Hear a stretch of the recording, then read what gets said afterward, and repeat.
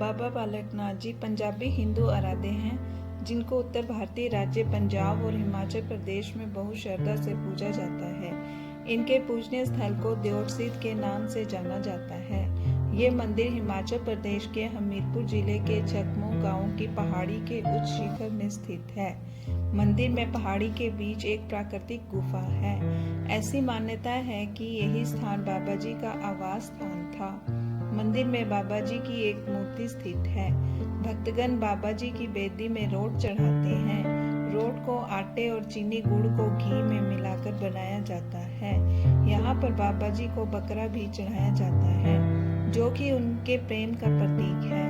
यहाँ पर बकरे की बलि नहीं चढ़ाई जाती, बल्कि उनका पालन पोषण करा जाता है।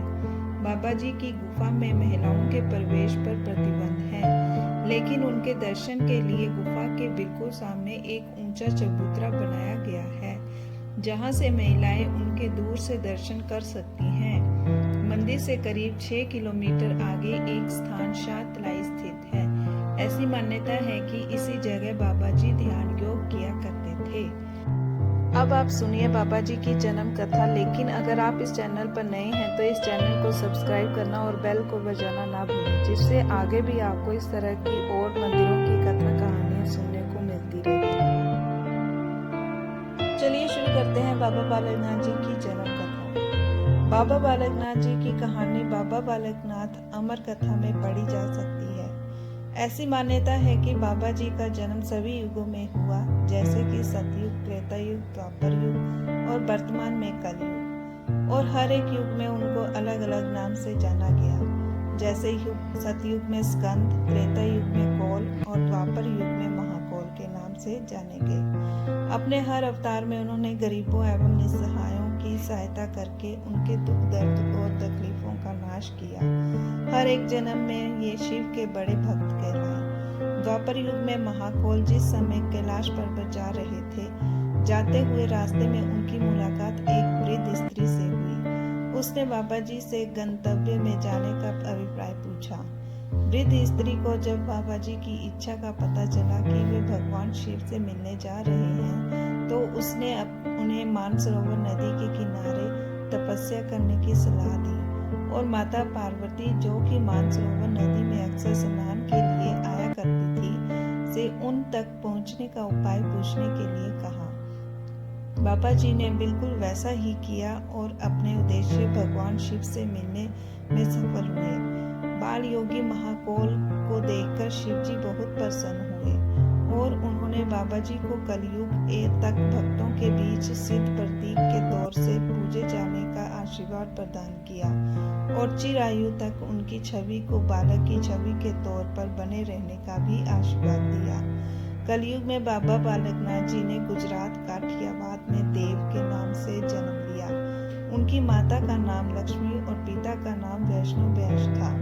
बचपन से ही बाबा जी अध्यात्म में लीन रहते थे। ये देखकर उनके माता पिता ने उनका विवाह करने का निश्चय किया, परंतु बाबा जी उनके प्रस्ताव को अस्वीकार करके और घर परिवार को छोड़कर परम सिद्धि की राह पर निकल पड़े।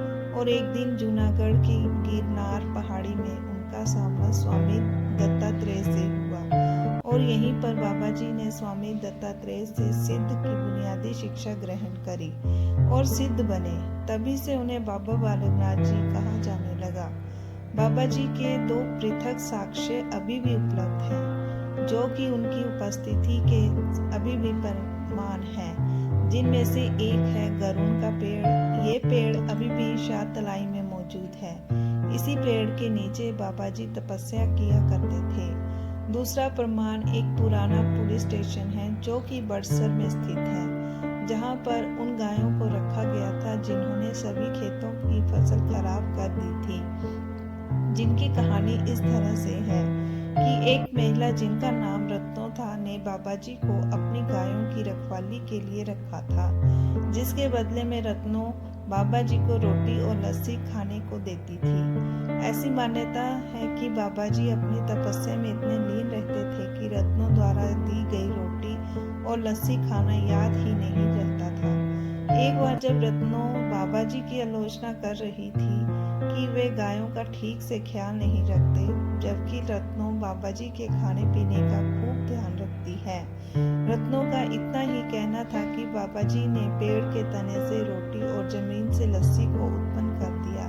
बाबा जी ने सारी उम्र ब्रह्मचर्य का पालन किया और इसी बात को ध्यान में रखते हुए उनकी महिला भक्त गर्भ गुफा में प्रवेश नहीं करती, जो कि प्राकृतिक गुफा में स्थित है, जहां पर बाबा जी तपस्या करते हुए अंतर्ध्यान हो गए थे। अंत में आप सभी का बाबा जी की जन्म कथा को इतने प्यार से सुनने के लिए धन्यवाद। एक बार और आप सभी से अनुरोध